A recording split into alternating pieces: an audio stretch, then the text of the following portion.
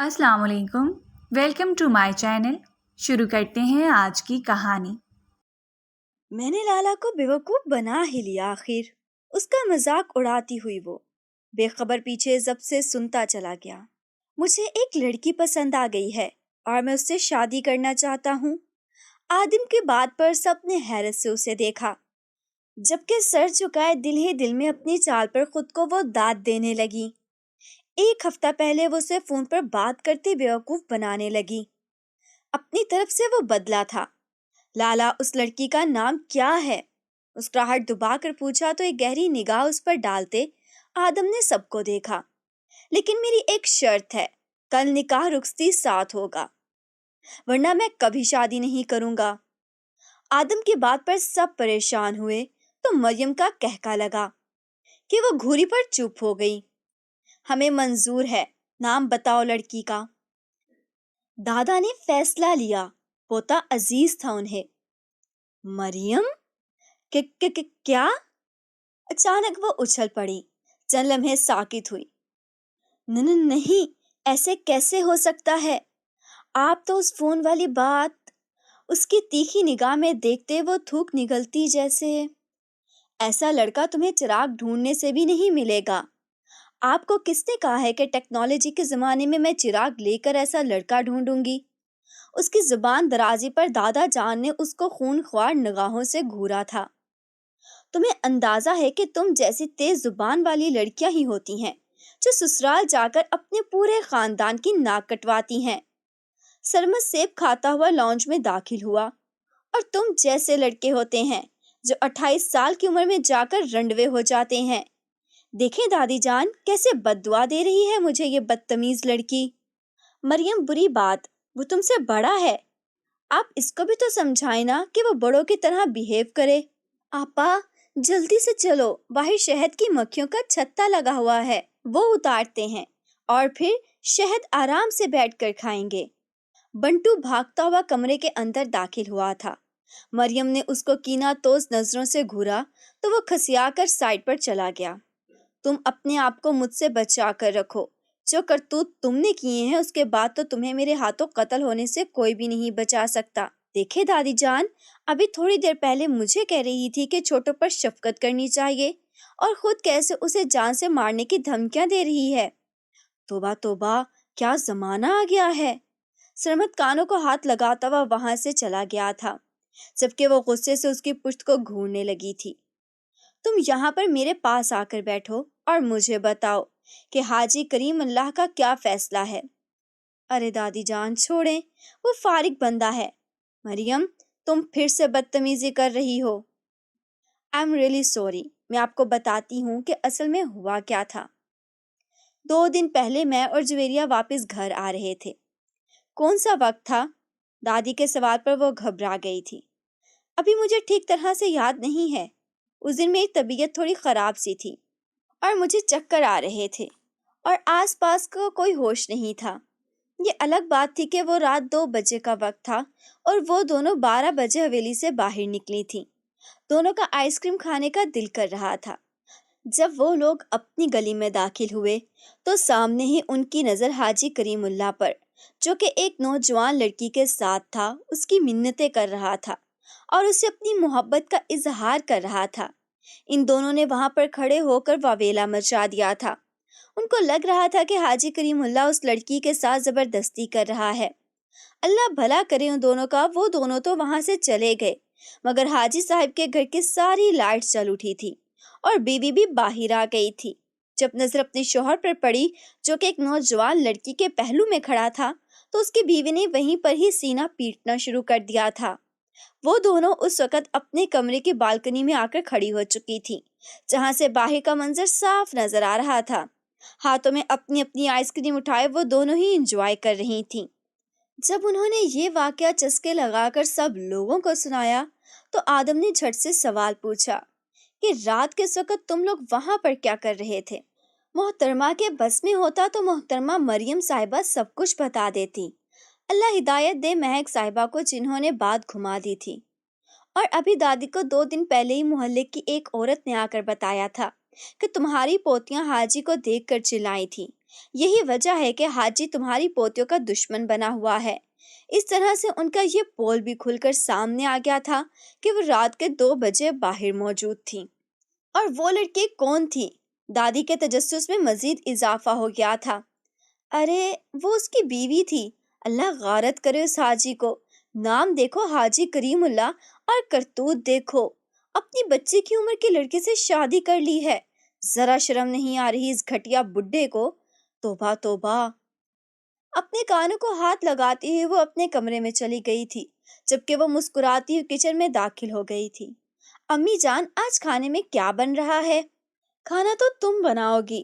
پانی پینے کے لیے اس نے گلاس اٹھایا تھا جو اس کے ہاتھوں سے چھوٹ کر زمین پر گر گیا تھا۔ اس کو لگ رہا تھا کہ کسی نے اس کے کانوں میں سوئیاں ڈال دی ہوں۔ امی جان، آپ میرے ساتھ مذاق کر رہی ہیں؟ بالکل بھی نہیں۔ چلو اور جلدی سے پیاز اور آلو کاٹو۔ ابھی میں بنٹو کو تمہارے کمرے میں بھیج رہی تھی کہ وہ تمہیں بلا کر لائے۔ اماں جان، کل کو تمہاری شادی بھی کرنی ہے، اور اگر آج میں نے تمہیں کام نہیں سکھایا تو کل کو تم اپنے سسرال جا کر میری ناک کٹواؤ گی۔ چلو سیدھی طرح سے یہاں پر آؤ اور کام شروع کرو۔ اماں جان، صرف میں ہی کیوں؟ مہک بھی تو ہے، اس کو بھی تو بولے نا۔ اس کو سکھانے کے لیے اس کی ماں زندہ ہے۔ ارے میری پیاری بچی کو اکیلے کام پر کیوں لگایا ہوا ہے؟ اس نالائق مہک کو بھی بلا کر لاؤ، دونوں مل کر کام کریں گی۔ اسی وقت ہی تائی جان کچن کے اندر داخل ہوئی تھی۔ اس کو اکیلا کام کرتا ہوا دیکھ کر انہوں نے فوراً سے مہک کو آواز دے دی تھی۔ دراصل مریم اور مہک دونوں کزنیں ہونے کے ساتھ ساتھ بچپن کی سہیلیاں بھی تھیں۔ ہر سیاہ و سفید میں وہ دونوں برابر کی شریک ہوتی تھی۔ اگر کوئی ایک اکیلی غلطی کرتی تھی تب بھی دوسری کو پھنسنا پڑتا تھا، کیونکہ یہ ان لوگوں کے درمیان ڈیل ہو چکی تھی کہ ہم نے کبھی بھی ایک دوسرے کا ساتھ نہیں چھوڑنا ہے۔ وہ اس کو اپنے ساتھ لے کر کچن میں آئی۔ مہک کا دل کر رہا تھا کہ وہ اس کا سر پھاڑ ڈالے، کیونکہ وہ اپنے کمرے میں بیٹھ کر نیا کورین ڈرامہ دیکھ رہی تھی اور بہت زیادہ ایکسائٹیڈ بھی تھی۔ قریب ہی کوک کی بوتل اور پاپ کارن پڑے ہوئے تھے جو کہ اب کمرے میں رہ چکے تھے، اور وہ کچن میں آ گئی تھی۔ یار، تمہیں پتہ ہے ٹیسٹ میچ ہو رہے ہیں پاکستان میں، اور بابر اعظم بھی اس ٹیسٹ میچ میں کھیل رہا ہے۔ یہ سننے کی دیر تھی کہ وہ پرجوش ہو گئی۔ مجھے یہ بتاؤ کہاں پر ہو رہے ہیں؟ پنڈی اسٹیڈیم میں ہو رہے ہیں؟ تو اس بار ہم ضرور دیکھنے کے لیے جائیں گے۔ پاگل ہو گئی ہو کیا؟ ارے آدم بھائی کو پتہ چلا تو وہ ہمارے ٹکڑے کر دیں گے۔ یار، تم اسے اتنا زیادہ ڈرتی کیوں ہو؟ اسے جا کر کون بتائے گا؟ اگر تو تم خود جا کر بتاؤ پھر الگ بات ہے۔ میری جان، وہاں پر کیمرے لگے ہوتے ہیں، اور اگر ہم کیمرے کی آنکھ میں آ گئے تو؟ اتنا ویلا نہیں بیٹھا ہوا کیمرہ مین کہ وہ ہم پر ہی اپنا کیمرہ ٹکائے گا۔ بس تم میرے ساتھ چلو، ہم بہت زیادہ انجوائے کریں گے۔ میرا یقین مانو، میں اپنی فرینڈس کو بھی کال کر دیتی ہوں، ان سے ٹکٹس وغیرہ کنفرم کرواتی ہوں۔ تم بس مجھے یہ بتاؤ کہ دن کون سا ہے۔ مہک کو اب شدت سے اپنی غلطی کا احساس ہو رہا تھا۔ اسے اس لڑکی کو کم از کم اس چیز کے بارے میں نہیں بتانا چاہیے تھا۔ ابھی جب تک وہ وہاں پر پہنچ نہ جاتی تب تک اس کے بے قرار دل کو سکون بھی نہیں ملنا تھا۔ ان دونوں نے بہت ہی عجیب و غریب قسم کا کھانا بنایا تھا۔ جو چاول پکائے تھے وہ بھی کچے تھے، اور جو گوشت تھا اس میں سے بھی بو آ رہی تھی۔ آنٹی نے دوبارہ سے گوشت بھونا تھا۔ اب وہ دونوں سر جھکائے باہر کٹہرے میں کھڑی تھی۔ دادی جان ان سے سوال پر سوال کیے جا رہی تھیں، اور ان کو اپنی جوانی کی مثالیں دے رہی تھیں کہ جب میں تمہاری عمر کی تھی تو میری گود میں میرے 2 بیٹے تھے۔ اس کے باوجود بھی میں سارے گھر کے کام کرتی تھی، ہانڈی روٹی بناتی تھی، اور میرے ہاتھوں میں اتنا ذائقہ تھا کہ تمہارے دادا انگلیاں چاٹتے رہ جاتے تھے۔ انہوں نے زندگی میں کبھی بھی باہر کا کھانا نہیں کھایا، اسی وجہ سے تو جلد اس دنیا سے چلے گئے ہیں۔ آپ کی محبت ان سے ہضم نہیں ہو سکی تھی۔ اس کی زبان میں کھجلی ہوئی تھی۔ اس بار آدم نے اس کو خون خوار نگاہوں سے بھرا تھا۔ وہ بھی تھوڑی ہی دیر پہلے آفس سے گھر پر واپس آیا تھا۔ ان کی عزت افزائی ہوتا ہوا دیکھ کر اپنے کمرے میں جانے کے بجائے وہ وہیں پر ہی بیٹھ گیا تھا۔ لیکن جب اس کا کھانے سے پالا پڑا تو اس کا دل کر رہا تھا کہ وہ ان دونوں کی گردنیں مروڑ ڈالے، جن کو شرارتوں کے علاوہ کچھ اور آتا ہی نہیں تھا۔ مریم نام کی وہ شیطان کی نانی تو اسے ایک آنکھ بھی نہیں بھاتی تھی۔ اماں جان، کیا ضرورت تھی آپ کو انہیں کچن میں بھیجنے کی، جبکہ آپ جانتی تھی کہ ان سے کچھ بھی نہیں ہونے والا۔ ارے ایسے کیسے کچھ نہیں ہونے والا؟ اتنا اچھا تو کھانا بنایا ہے ہم نے۔ آپ اپنے دل سے نفرت اور اپنی زبان سے کرواہٹ باہر نکالیں، کھانا کھائیں تو آپ کو ذائقہ محسوس ہوگا۔ تم اپنی زبان بند رکھو ورنہ تمہاری زبان کاٹ ڈالوں گا۔ ارے دیکھیں دادی جان، کیسے کاٹنے کوٹنے کی دھمکیاں دیتے ہیں یہ مجھے۔ ان کو کوئی بھی کچھ نہیں کہتا، صرف ہم لوگ کی ہی عزت افزائی ہوتی رہتی ہے۔ یہ کہاں کا انصاف ہے؟ چپ کر جاؤ۔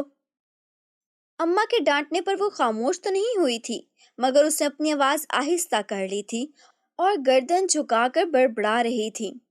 جتنی لمبی تمہاری زبان ہے، مجھے نہیں لگتا کہ کوئی اپنی قسمت کے ساتھ کھیلنا پسند کرے گا۔ اس کی باتوں کا مفہوم سمجھ کر تو اس کے تن بدن میں آگ ہی لگ گئی تھی۔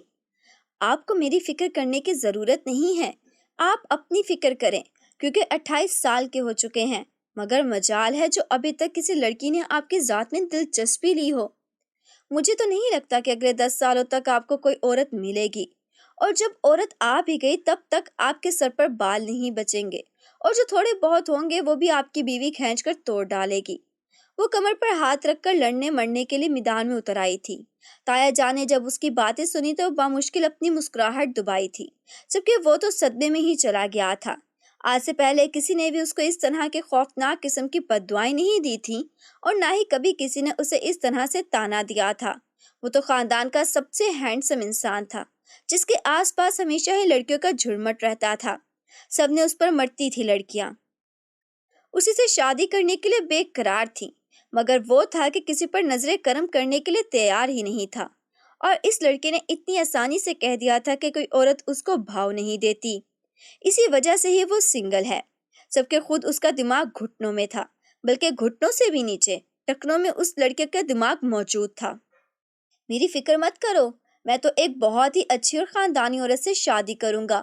تم اپنی فکر کرو جس کے بارے میں سارے خاندان والے بخوبی واقف ہیں۔ مجھے خاندان میں شادی کرنی ہی نہیں ہے۔ ابھی میرا ٹیسٹ اتنا گندا بھی نہیں ہے جو میں خاندان کے مردوں۔ اچانک ہی اس کو اپنی کمر میں شدید جلن کا احساس ہوا تھا۔ یہ احساس اس وقت یقین میں بدلا تھا جب اس نے اپنی ماں کے ہاتھوں میں چمچہ دیکھا تھا۔ انہوں نے چمچہ زور سے اس کے پیٹھ پر مارا تھا، کیونکہ وہ پچھلے 10 منٹ سے مسلسل اسے خاموش ہونے کا اشارہ کر رہی تھی، مگر وہ سننے کے لیے تیار ہی نہیں تھی۔ جب تکلیف بڑھتی چلی گئی تو اس کی آنکھوں میں آنسو بھر گئے۔ وہ کرسی پیچھے کی طرف دھکیل کر اٹھی تھی اور روتے ہوئے اپنے کمرے کی طرف بھاگ گئی تھی۔ تایا جان نے اسے روکنے کی کوشش کی تو نوشین صاحبہ کہنے لگی، مت روکیں، اسے دیکھی آپ نے، ان کی زبان کتنی لمبی ہو گئی ہے، ذرا بھی تمیز نہیں ہے اس میں کہ خود سے بڑے لوگوں سے کیسے بات کرتے ہیں۔ دیکھو آدم بیٹا، میں اس کی طرف سے تم سے معافی مانگتی ہوں، اور نہیں چچی، آپ پلیز مجھ سے معافی مانگ کر مجھے شرمندہ مت کریں۔ اس میں آپ کا کوئی قصور نہیں ہے، اور ویسے بھی میں اس کی باتوں کو مائنڈ نہیں کرتا ہوں۔ میں جانتا ہوں کہ اس میں عقل نام کی چیز ہی نہیں ہے۔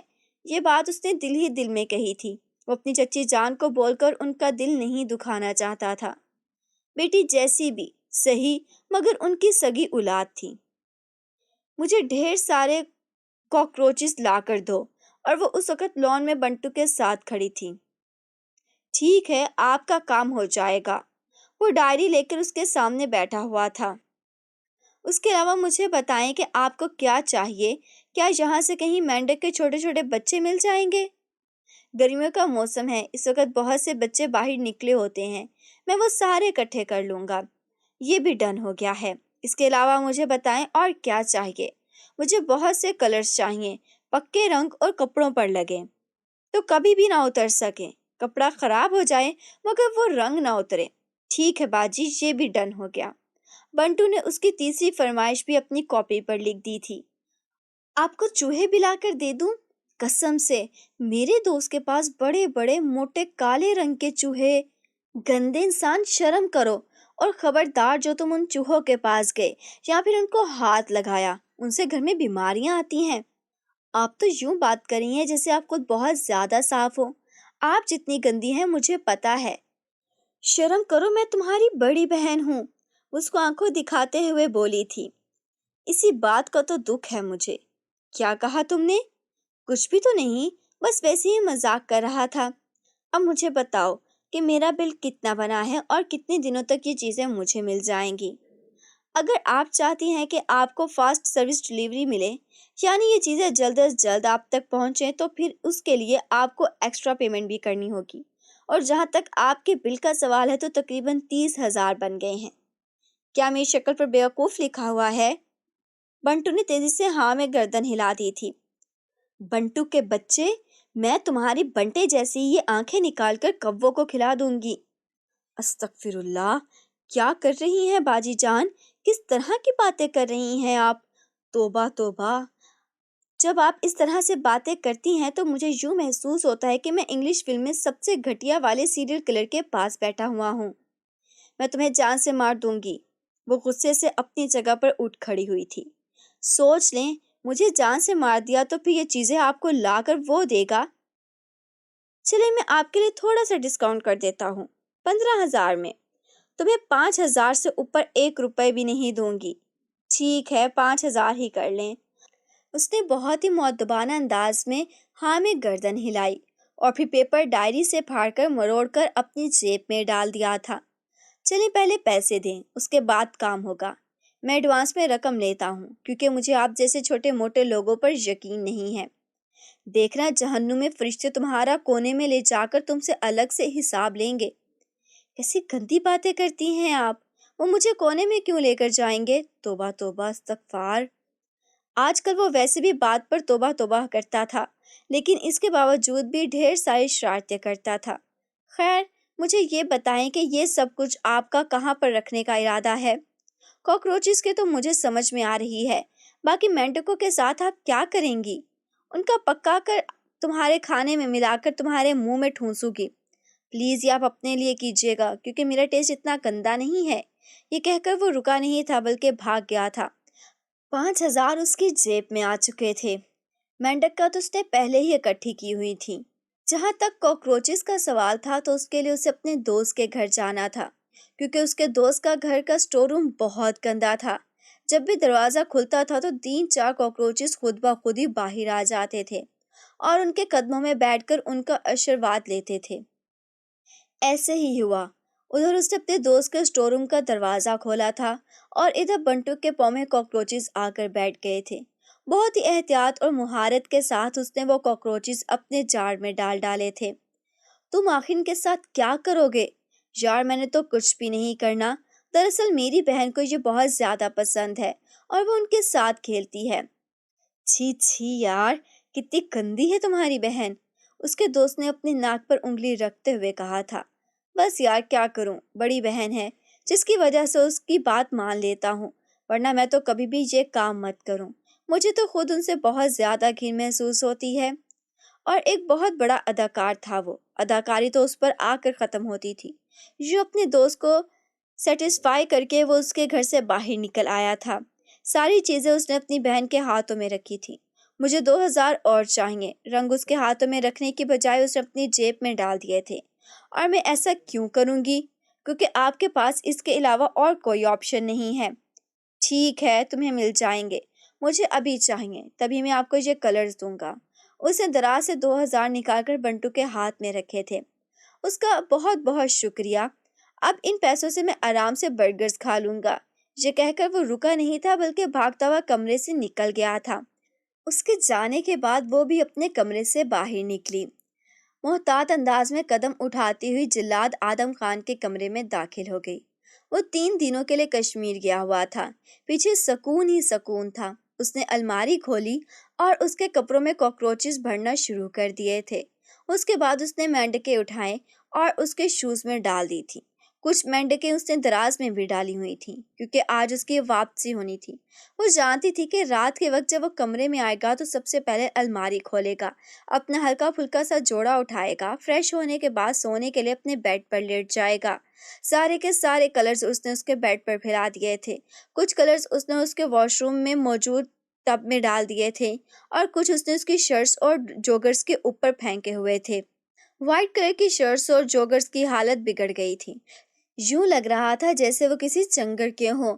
اپنا کام مکمل کرنے کے بعد وہ جس قدر محتاط انداز میں اس کمرے میں داخل ہوئی تھی اسی انداز میں اس کمرے سے نکل گئی تھی۔ رات کے 10 بجے وہ واپس آیا تھا۔ 2 بجنے والے تھے مگر وہ ابھی تک لان میں موجود تھا، جبکہ وہ اپنے کمرے کی کھڑکی میں کھڑی دوربین اٹھائے اسے گھورے چلی جا رہی تھی۔ حالانکہ دوربین کی ضرورت نہیں تھی مگر وہ فی الحال اپنے آپ کو کوئی جاسوس امیجن کر رہی تھی، اسی وجہ سے تھوڑی سی ڈرامے بازی بھی تو ضروری تھی۔ یہ رات کے اس پہر یہاں کیا کر رہے ہیں اور اپنی کس ماں سے بات کر رہے ہیں؟ چپ کر جاؤ اور آ کر سو جاؤ ورنہ پھر سے تم ان سے ڈانٹ سنو گی۔ ارے ایسے کیسے یہ مجھے ڈانٹیں گے؟ ابھی تو میں نے میچ دیکھنے کے لیے بھی جانا ہے، بہت مزہ آئے گا۔ چلو پہلے جا کر ان کی جاسوسی کرتی ہوں اور پتہ لگاتی ہوں کہ رات کے اس وقت کس سے باتیں کی جا رہی ہیں۔ کہیں ایسا تو نہیں ان کو سچ میں لڑکی مل گئی ہے؟ یا اللہ پلیز ایسا مت ہونے دیجیے گا۔ اگر اس کو لڑکی مل گئی اس نے تو اپنے آپ کو ہواؤں میں اڑتا ہوا محسوس کرنا ہے۔ اس کے پاؤں تو پہلے ہی زمین پر نہیں لگتے ہیں۔ وہ باہر جا کر کھڑی ہو گئی تھی، پلر کے پیچھے جا چکی تھی اور اس کی باتیں سننے لگی۔ وہ لڑکی سے ہی باتیں کر رہا تھا مگر وہ کام کے حوالے سے لگا ہوا تھا۔ وہ تھوڑی سی مایوس ہو گئی تھی۔ وہیں پر کھڑے کھڑے اس کے دماغ میں خیال آیا تھا، وہ اکثر فلموں میں دیکھا کرتی تھی کہ جو لوگ دل کے سخت بنتے ہیں اور جو لوگ کسی کو بھی بھاؤ نہیں دیتے ہیں ان کی زندگی میں ایک ٹائم ایسا آتا ہے کہ وہ ایک لڑکی کو اپنا دل دے دیتے ہیں اور اس کی محبت میں گرفتار ہو جاتے ہیں۔ انہیں ایک بیوقوف لڑکی سے شدید محبت ہو جاتی ہے، تو کیوں نہ میں بھی اپنے کزن کے ساتھ ایک پرینک کروں اور اسے محبت کے جال میں پھنساؤں اور پھر کزنوں کو بتاؤں گی کہ جو اتنا شریف نظر آتا ہے یہ بس ہمیں دکھانے کے لیے ہی ہے۔ اس کا دماغ تیزی سے حرکت کر رہا تھا۔ وہ اپنی سوچوں میں اس حد تک غارت ہو چکی تھی کہ اسے اندازہ ہی نہیں ہو سکا کہ کب آدم اس کے قریب جا کر کھڑا ہوا۔ ان دونوں کے درمیان فاصلہ بہت کم تھا۔ آدم نے اس کی آنکھوں کے سامنے چٹکی بجائی تو وہ ہوش کی دنیا میں آئی تھی۔ آگے کی طرف بڑھی تو اس کے سینے سے جا کر لگی، پھر پیچھے کی طرف ہٹی تو سر پلر کے ساتھ جا کر ٹکرایا اور اس کی بوکھلاہٹ پر محفوظ ہو رہا تھا۔ میرا سر پھٹ گیا ہے اور آپ ہنس رہے ہیں؟ نہیں، میں اس وجہ سے نہیں بلکہ تمہاری بیوقوفیوں پر ہنس رہا ہوں۔ خیر مجھے یہ بتاؤ کہ رات کے اس وقت تم یہاں پر کیا کر رہی ہو؟ آپ کو بیوقوف بنانے کے منصوبے سوچ رہی ہوں۔ کیا کہا تم نے؟ کچھ بھی تو نہیں، میں تو بس ویسے ہی مذاق کر رہی تھی۔ ایویں لگی ہوئی تھی۔ جاؤ اپنے کمرے میں، بہت رات ہو چکی ہے۔ ٹھیک ہے میں جا رہی ہوں، اگر آپ کو میری ضرورت ہو تو پھر مجھے آواز نہ دیجیے گا کیونکہ ابھی میں گہری نیند سو جاؤں گی۔ تمہیں لگتا ہے کہ مجھے کبھی تمہاری ضرورت پڑ سکتی ہے؟ یہ دنیا ہے صاحب، اس دنیا میں کچھ بھی ہو سکتا ہے۔ وہ شاعرانہ انداز میں اپنے بال ہوا میں لہراتی مسکراتے ہوئے کہتی ہوئی اس کے شک میں مبتلا کر گئی تھی۔ کہیں پھر سے تم نے کوئی کارنامہ سر انجام تو نہیں دیا؟ میری غیر موجودگی کا تم نے ناجائز فائدہ تو نہیں اٹھایا؟ ارے نہیں، ایسا میں کیسے کر سکتی ہوں؟ آپ جانتے ہیں کہ مجھے آپ سے کتنا ڈر لگتا ہے۔ ابھی دیکھیں نا، آپ میرے سامنے کھڑے ہیں اور میں آپ کے خوف سے تھر تھر کانپ رہی ہوں۔ اس نے اوور ایکٹنگ کی انتہا کر دی تھی۔ جاؤ یہاں سے، مجھے اب یہاں پر نظر مت آنا۔ وہ اچھلتی ہوئی اپنے کمرے میں داخل ہو گئی تھی، جبکہ اس لڑکی کا حد سے زیادہ مسکرانا، دل فریب انداز میں باتیں کرنا اور پھر چمکتی ہوئی آنکھوں سے آدم کو گھورنا اسے مشکوک کر گیا تھا۔ کمرے میں داخل ہوا تو معمول کی طرح اپنی الماری کی طرف بڑھا۔ وہاں سے اس نے ایک جوڑا اٹھایا تھا، وہ لے کر واش روم میں گھس گیا تھا، لیکن جیسے ہی وہ کپڑے پہنے اس کو یوں محسوس ہونے لگا کہ کوئی اس کے وجود پر چل رہا ہے۔ اچانک ہی ایک لال بیک اس کی شرٹ سے نکلی اور اچھلتی ہوئی اس کے سر پر بھاگ گئی تھی۔ وہ ان چیزوں سے ڈرتا نہیں تھا، اسے ان چیزوں سے کوفت محسوس ہوتی تھی۔ ایک زوردار چیخ اس کے منہ سے نکلی تھی۔ اگلے ہی لمحے وہ شرٹ اتار کر زمین پر پھینک چکا تھا۔ یہی حال اس کے ٹراؤزر کا بھی تھا۔ یا میرے اللہ، مجھے روک لیں، میں کوئی بھی ایسا کام نہیں کرنا چاہتا جس کے بعد ساری زندگی مجھے جیل میں گزارنی پڑے۔ اس لڑکی کو تو اب میں نہیں چھوڑوں گا، اس کی تو میں جان اپنے ہاتھوں سے لوں گا۔ کپڑے چینج کرنے کے بعد وہ اپنے بیڈ پر آ کر لیٹا تو اسے وہاں پر گیلا گیلا محسوس ہوا تھا۔ نگاہیں اٹھائیں تو وہاں پر کالا رنگ بکھرا ہوا تھا۔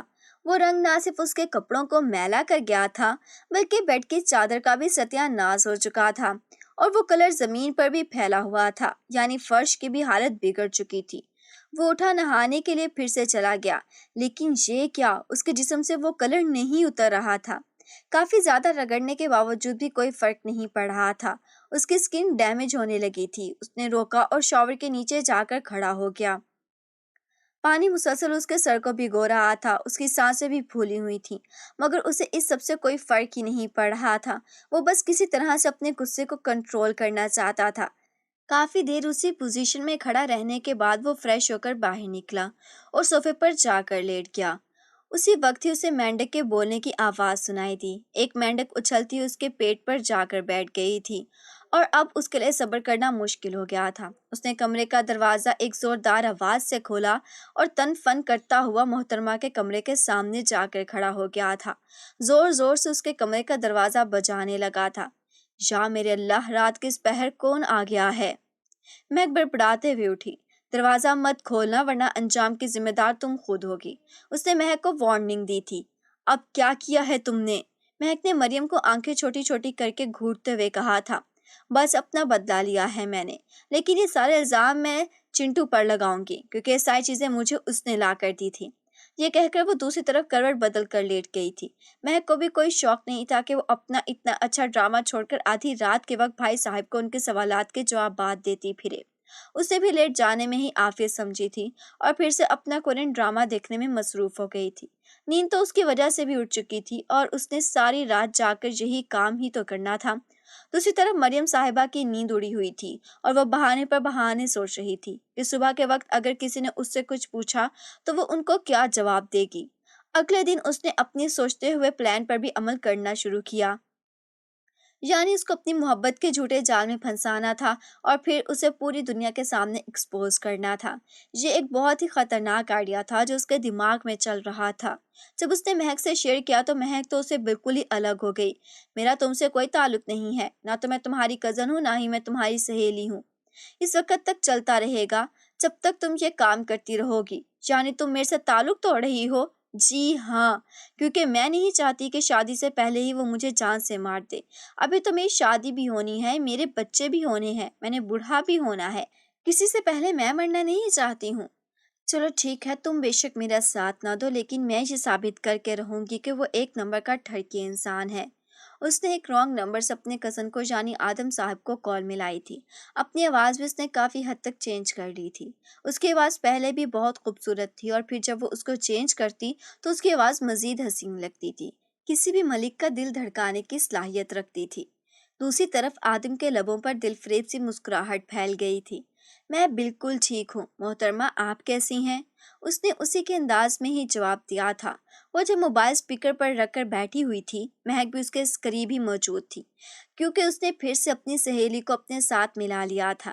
یہ سن کر اس نے جواب دیے بغیر دھیمی آواز میں مہک کو پکارا، دیکھا میں تمہیں کہہ رہی تھی نا کہ یہ فوراً ہی پٹ جائے گا۔ اس کے وہم و گمان میں بھی نہیں تھا کہ یہ آواز بھی دوسری طرف موجود آدم تک پہنچ چکی ہے۔ اس کی مسکراہٹ مزید گہری ہو گئی تھی۔ میں بھی تو دیکھوں محترمہ کہ آپ کا دماغ کس حد تک چلتا ہے اور آپ کس حد تک رومانٹک ہیں۔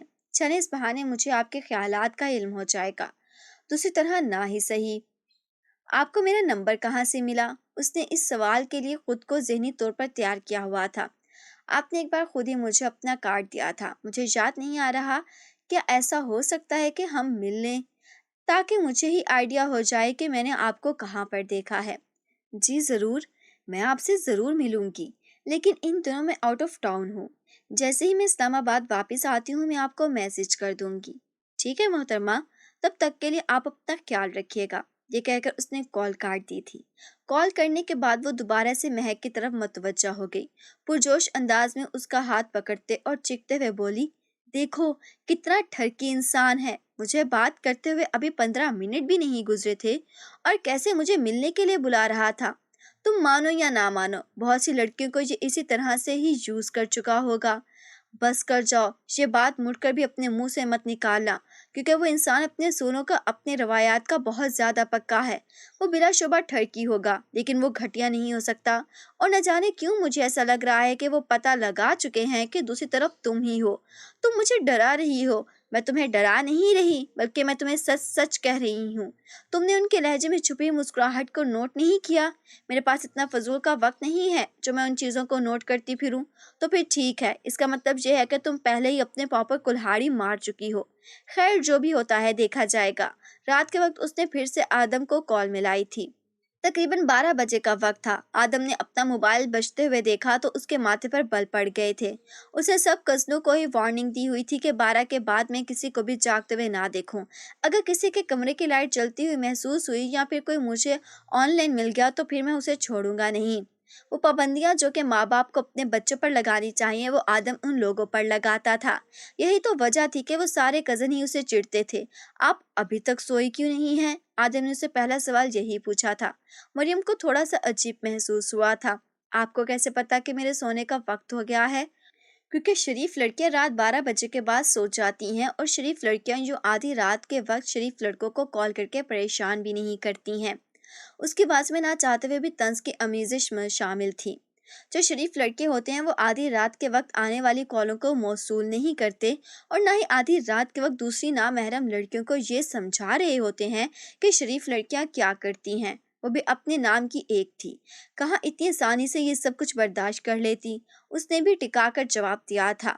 دوسری طرف آدم کے لبوں پر مسکراہٹ پھیل گئی تھی۔ وہ دونوں کزن تھے، بچپن سے ایک دوسرے کا ساتھ تھے، مگر ان دونوں میں کبھی بھی تفصیل سے کوئی بات نہیں ہوئی تھی، نہ ہی انہیں ایک دوسرے کی پسند و ناپسند کے بارے میں پتا تھا۔ چلو اسی طرح سے اسے مریم کی پسند کے بارے میں بھی پتا چل جائے گا اور دوسری طرف مریم بھی خوش ہو جائے گی اور اسے لگے گا کہ اس نے اپنے کزن کو بے وقوف بنا لیا ہے۔ 2 گھنٹے گزر چکے تھے، وقت گزرنے کا ان دونوں کو ہی پتہ نہ چلا تھا۔ وہ دونوں ہی ایک دوسرے کی ذات میں کافی حد تک دلچسپی لینے لگے تھے۔ مریم تو اس کو بیوقوف بنانے کے چکروں میں تھی، جبکہ آدم کو اس کے بارے میں جان کر کافی اچھا لگ رہا تھا۔ یعنی محترمہ اچھے کام بھی کرتی ہیں، یا پھر یہ بھی تو ہو سکتا ہے کہ وہ مجھ سے جھوٹ بول رہی ہو، کیونکہ وہ ایک اجنبی کو آخر اپنے بارے میں اتنا سب کچھ کیوں بتائے گی؟ مریم کو یہی لگا تھا کہ جب اسے اجنبی بن کر بات کر رہی ہے، اسی لیے اس نے جذبات میں آ کر اسے بتا دیا تھا کہ بہت جلدی یہاں پر ایک کرکٹ میچ ہونے والا ہے۔ اس میچ میں بابر اعظم بھی آئے گا اور میں اپنی سب کزنوں کے ساتھ وہ میچ دیکھنے کے لیے جاؤں گی۔ اس کے ماتھے پر بل پڑ گئے تھے۔ اس لڑکی کا دماغ بھی ٹھکانے پر لگاتا ہوں۔ اس کے میچ کا شوق تو بہت ہے، اچھے طریقے سے پورا کروں گا، اسے دل ہی دل میں اپنے آپ سے کہا، اور دوسری طرف مریم کی حوصلہ افزائی کی تھی کہ ہاں، اپنی زندگی کو کھل کر انجوائے کرو، یہی تو ہنسنے کھیلنے کے دن ہوتے ہیں۔ اس کی باتیں سن کر مریم دل ہی دل میں اس کو گالیاں دے رہی تھی۔ دیکھو تو دوسری لڑکیوں کو کیسے گھومنے پھرنے کے مشورے دے رہا ہے، پابندیاں اس کو صرف ہم لوگوں پر ہی لگانی ہوتی ہیں، ٹھرکی کہیں کا۔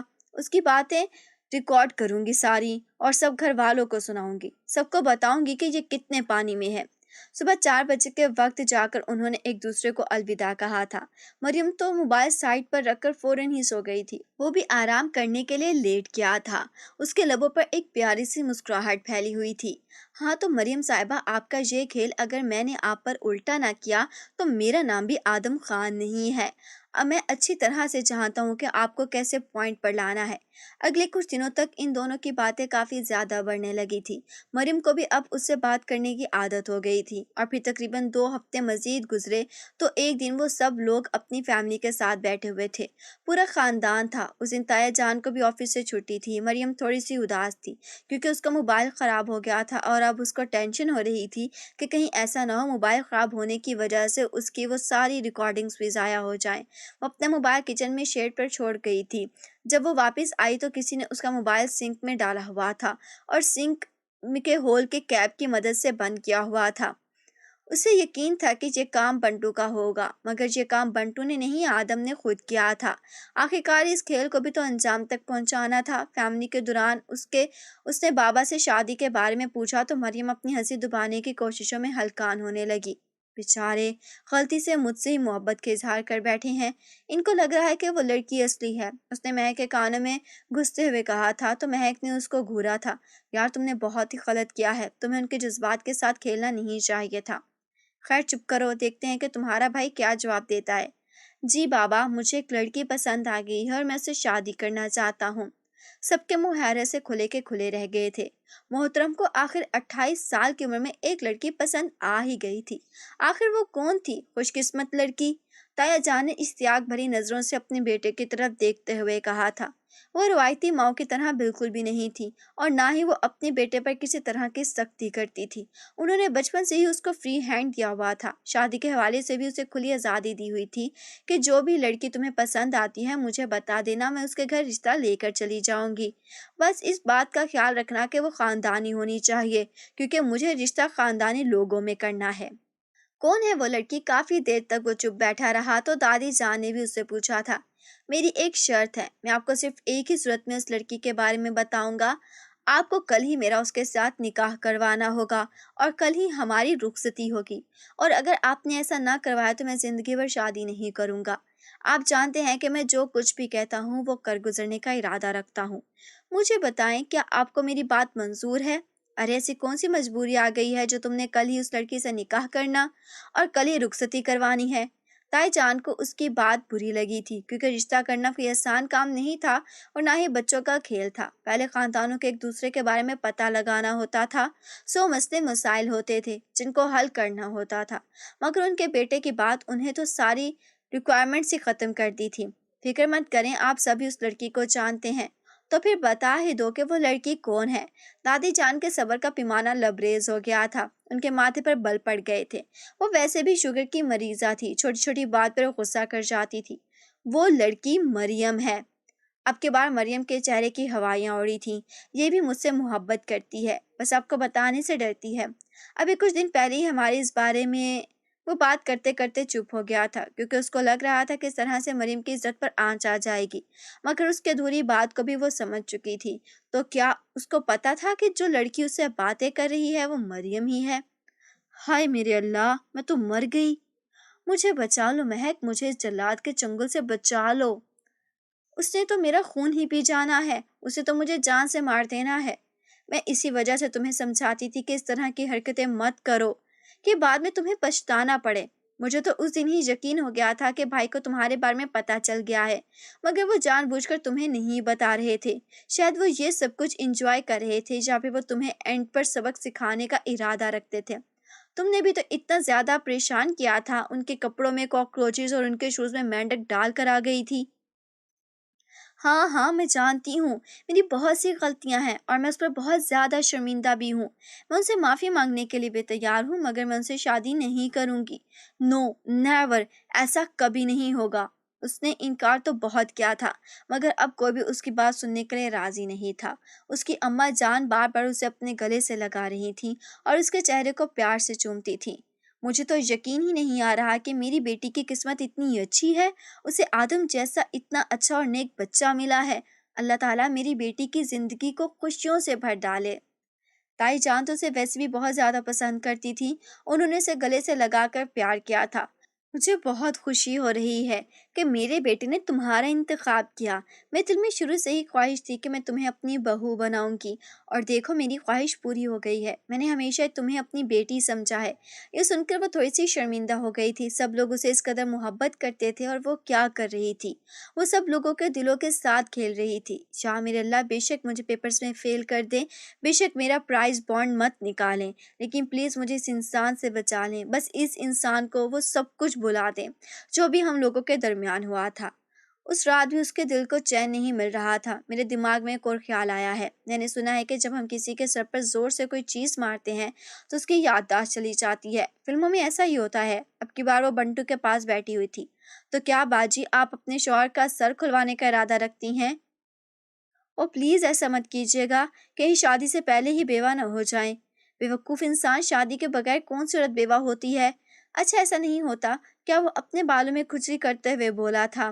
تو مجھے بتاؤ کہ میرا آئیڈیا ٹھیک ہے یا پھر غلط ہے؟